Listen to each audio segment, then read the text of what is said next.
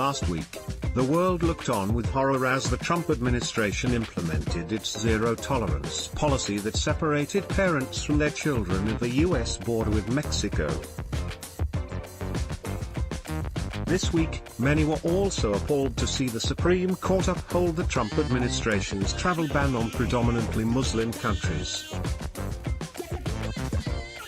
To many in and outside of America, who view the country as it envisions itself, as a nation of immigrants, it is easy to view the current moment as an aberration, responding to it, as many have done, with cries of "This isn't America." But, as a historian, I believe Americans must have to reckon with the simple fact that, yes, it is. It's never been easy to become American. Citizenship has been a zealously guarded privilege that the country has been deeply reluctant to share throughout its history, especially with people of color. The indigenous inhabitants of North America were, for example, not granted citizenship until the passage of the Indian Citizenship Act of 1924. Immigrant children, many of whom are separated from their parents, are housed in Texas tent city. A 2-year-old Honduran asylum seeker cries as her mother is searched and detained near the US-Mexico border. Undocumented migrants ride on the top of a freight train referred to as the Beast. All are best in a cage inside a US Customs and Border Protection detention facility in Texas. All new agents must complete a months-long training course at the New Mexico facility before assuming their posts at Border Patrol stations, mostly along the US-Mexico border. A group of young men walk along the Mexican side of the US-Mexico border fence in a remote area of the Sonoran Desert. Man looks through US-Mexico border fence into the US in Tijuana, Mexico. US Border Patrol agent Sal de Leon stands near a section of the US-Mexico border fence while stopping on patrol in La Joya, Texas. US Border Patrol instructor yells at trainees after their initial arrival to the academy. Families attend a memorial service for 2 boys who were kidnapped and killed in San Juan, Zacatepec, Guatemala. Crime drives emigration from Guatemala to the United States, as families seek refuge from the danger. Undocumented immigrants comfort each other after being caught by Border Patrol agents near the US-Mexico border. A boy from Honduras watches a movie at a detention facility run by the U.S. Border Patrol. Mexican migrant workers harvest organic parsley at Grant Family Farms in Wellington, Colorado. A Mexican immigrant family sits in the living room of their rented home in Tucson, Arizona. The family that Arizona's new tough immigrant law had created a climate of fear in the immigrant community. Immigrant children, many of whom are separated from their parents, are housed in Texas tent city. A 2-year-old Honduran asylum seeker cries as her mother is searched and detained near the US-Mexico border. Undocumented migrants ride on the top of a freight train referred to as the Beast.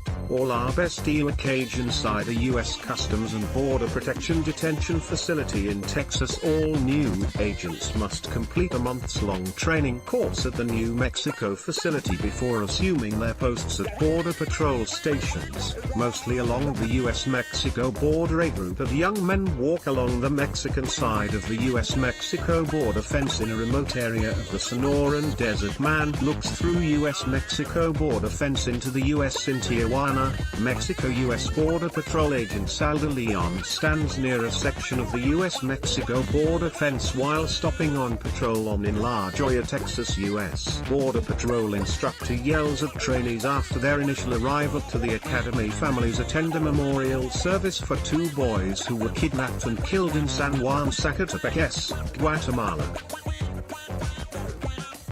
Crime drives emigration from Guatemala to the United States, as families seek refuge from the danger. Undocumented immigrants comfort each other after being caught by Border Patrol agents near the US-Mexico border. A boy from Honduras watches a movie at a detention facility run by the U.S. Border Patrol. Mexican migrant workers harvest organic parsley at Grant Family Farms in Wellington, Colorado. A Mexican immigrant family sits in the living room of their rented home in Tucson, Arizona. The family that Arizona's new tough immigrant law had created a climate of fear in the immigrant community. When the U.S. Constitution was being written, enslaved African Americans were deemed 3/5 of a person, a status they would hold for 7 decades. It would take a bloody civil war and a constitutional amendment, the 14th, to rectify this original sin written into the Constitution and to grant African Americans citizenship. Once the 14th Amendment granted citizenship to all persons born or naturalized in the United States in 1868, new barriers were erected to keep undesirables out. In 1882 the Chinese Exclusion Act was passed into law, barring the entry of people of Chinese descent for the next 8 decades. Alarmed by a spate of violent terrorist acts and the influx of inferior races like Italians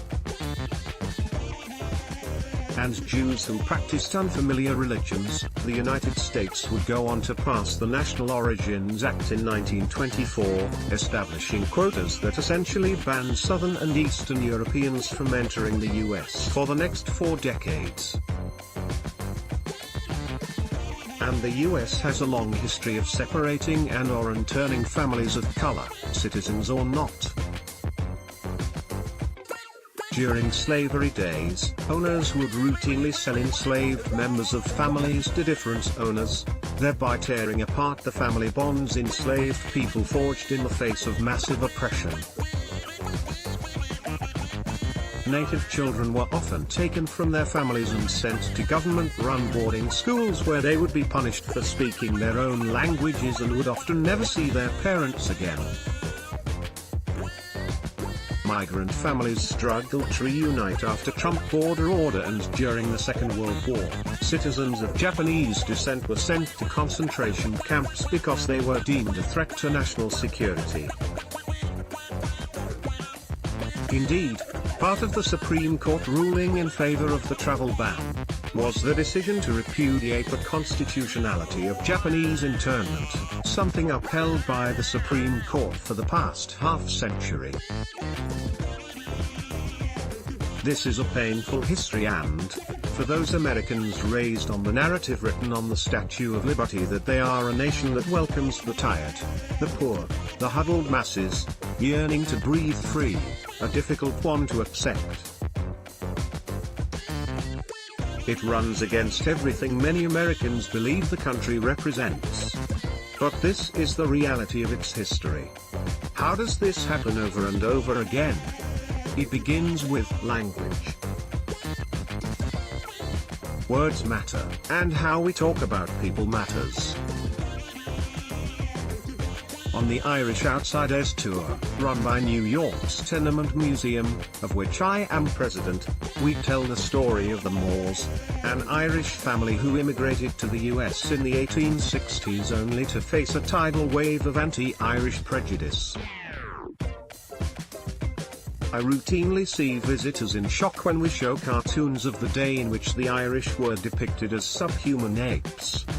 In our modern era, where anyone can wear a "Kiss Me, I'm Irish" t-shirt on St. Patrick's Day, it's hard to believe that the Irish were once deemed an inferior, subhuman race. But in the 19th century they were, and consequently employers felt no qualms about routinely inserting "No Irish" and "Need apply" clauses into job ads. They weren't really fully human anyway, so why hire them? 6-year-old raises $13,000 to help separated immigrant families. That's why the language being used in the debate about immigration in the US is so troubling. President Trump's recent descriptions of immigrants as animals who are seeking to infest America is deeply alarming. Describing an entire group as subhuman never ends well. It gives those with power permission to do whatever they want to those folks. If someone is not fully a human, then we don't owe them respect or dignity. We can just tear their families apart, like the US did to enslaved African Americans and to native youth in previous eras, and toss their toddlers into tender age camps, as has been happening at the border with Mexico of late. If someone is less than human, you can do whatever you want to them.